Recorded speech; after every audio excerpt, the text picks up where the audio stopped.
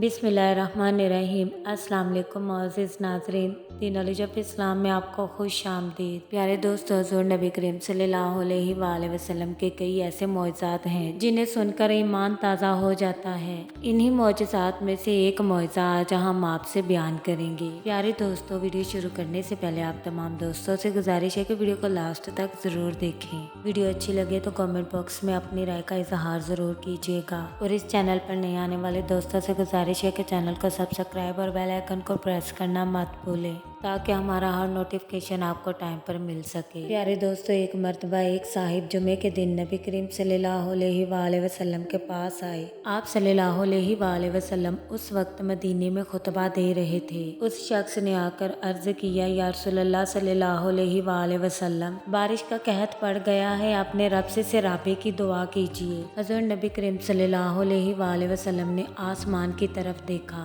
सहाबा किराम कहते हैं कि जब हमने नजर आसमान की तरफ उठाई तो हमें कहीं भी बादल नजर नहीं आए। फिर जब आप सल्लल्लाहु अलैहि वसल्लम ने बारिश की दुआ की, इतने में बादल उठा और बाज टुकड़े बाज की तरफ बढ़े और बारिश होने लगी। इतनी बारिश हुई यहाँ तक कि मदीने के नाले बहने लगे।